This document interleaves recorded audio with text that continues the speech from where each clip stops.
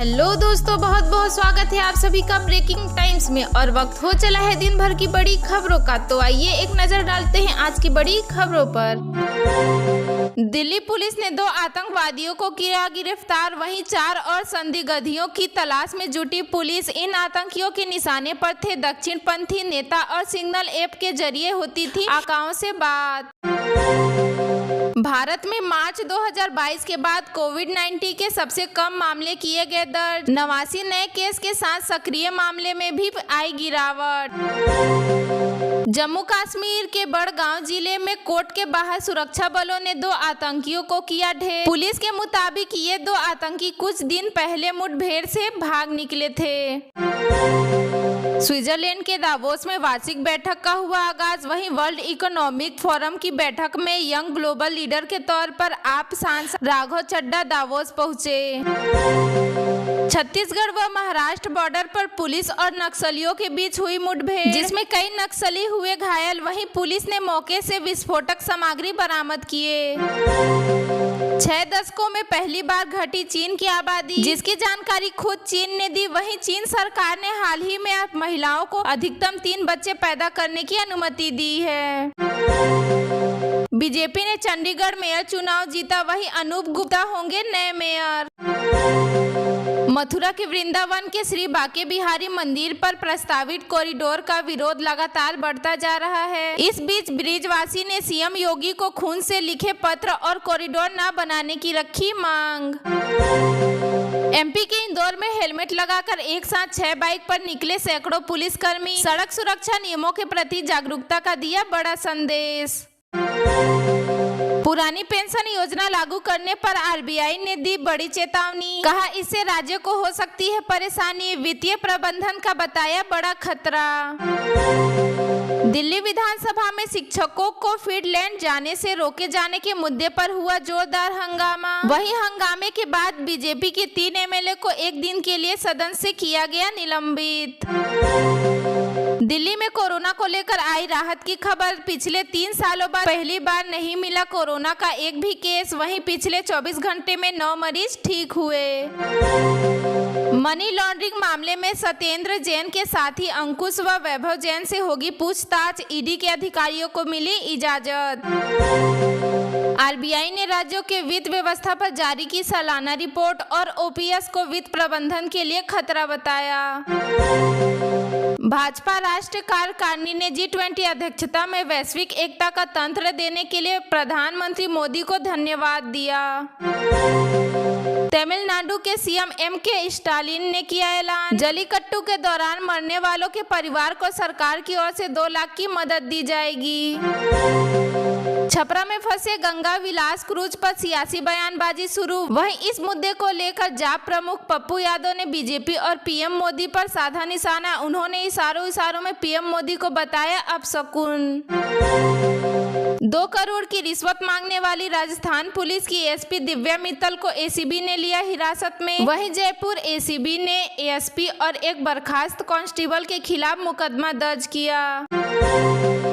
राहुल गांधी के वार पर पंजाब के सीएम भागवत मान का पलटवार। कहा मुझे सीएम पंजाब की जनता ने बनाया है, ना कि चन्नी की तरह राहुल गांधी ने। उन्होंने आगे कहा कि राहुल गांधी जी पंजाब में आप उल्टा सीधा ना ही बोले तो अच्छा है।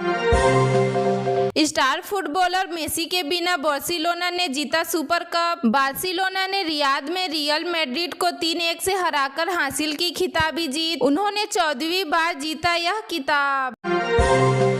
कैलिफोर्निया का कुछ हिस्सा बर्फिस्तान में बदल गया है। वहां पर सियरा इलाके में बर्फीला तूफान आया तो जिंदगी बेहाल हो गई। जानकारी के मुताबिक बर्फबारी के साथ तेज हवाओं ने कहर बरपाया। इसमें कई गाड़ियां फंस गई। इस बर्फबारी में लोग जूझते नजर आए। आतंकवाद की जंग में भारत को बड़ी वैश्विक कामयाबी मिली। पाकिस्तान और चीन की जुगलबंदी को कल यूएन सुरक्षा परिषद में लगा तगड़ा झटका। पाकिस्तान के आतंकी संगठन लश्कर-ए-तैयबा के आतंकी अब्दुल्ला रहमान मक्की को संयुक्त राष्ट्र सुरक्षा परिषद ने किया बैन। अब मक्की का नाम भी सुरक्षा परिषद के ग्लोबल टेररिस्ट की लिस्ट में डाल दिया गया है। देश के 10 करोड़ लोगों का आयुष्मान खाता स्वास्थ्य संबंधी जानकारी हुई डिजिटल। वहीं अब तक 30 करोड़ से अधिक लोगों का आयुष्मान भारत हेल्थ अकाउंट में पंजीयन किया गया। इसकी जानकारी राष्ट्रीय स्वास्थ्य प्राधिकरण के सीईओ डॉक्टर RS शर्मा ने दी। बीजेपी के पूर्व सांसद ने पीएम मोदी को दी आर्टिकल 217 पढ़ने की सलाह और कहा सुप्रीम कोर्ट के जजों की नियुक्ति में चीफ जस्टिस ऑफ इंडिया का हक है। संयुक्त राष्ट्र ने भी माना पाकिस्तान में लगातार बढ़ रहे जबरन धर्म परिवर्तन और जबरन विवाह के मामले को। यूएन ने इस अपराध को रोकने के लिए तत्काल कार्रवाई करने की अपील की। चीन की विकास दर पिछले 40 वर्षों में सबसे खराब। वहीं साल 2022 में 3% की दर से बढ़ी चीन की अर्थव्यवस्था। भारत जोड़ो यात्रा के दौरान राहुल गांधी की सुरक्षा में बड़ी चूक। जहां पंजाब के होशियारपुर में एक व्यक्ति सुरक्षा घेरा तोड़कर राहुल गांधी के करीब पहुंच गया, परंतु करीब पहुंचते ही सुरक्षा कर्मियों ने उसे तुरंत वहां से हटाया।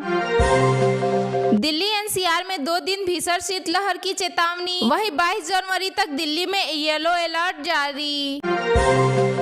तेलंगाना में आज बीआरएस की जनसभा आयोजित होगी, जिसमें दिल्ली के सीएम केजरीवाल, पंजाब के सीएम मान, केरल के सीएम विजयन, समाजवादी पार्टी के नेता अखिलेश यादव सहित अन्य लोग शामिल होंगे। गोरखपुर की डीडीयू यूनिवर्सिटी को मिली नेक की A++ रैंक। इससे इस विश्वविद्यालय को कई योजनाओं का लाभ मिलेगा, साथ ही कई चीजों में तेजी से सुधार होगा। छत्तीसगढ़ के सरगुजा जिले में एक शर्मसार करने वाली घटना आई सामने। अंबिकापुर में ई-रिक्शा में बैठाने के बहाने महिला से गैंग रेप हुआ। नौकरी की तलाश में एमपी से आई थी पीड़िता। इस मामले में पीड़िता की शिकायत पर पुलिस ने 2 आरोपियों को गिरफ्तार कर लिया है। वहीं 2 अन्य आरोपी फरार हैं। कोलेजियम सिस्टम को लेकर कांग्रेस ने सरकार को घेरा। वहीं कांग्रेस के महासचिव जयराम रमेश बोले न्यायपालिका पर कब्जा करना चाहती है सरकार। बीजेपी अध्यक्ष जेपी नड्डा का कार्यकाल जून 2024 तक बढ़ाया गया। बीजेपी कार्यकारिणी में प्रस्ताव किया गया पास।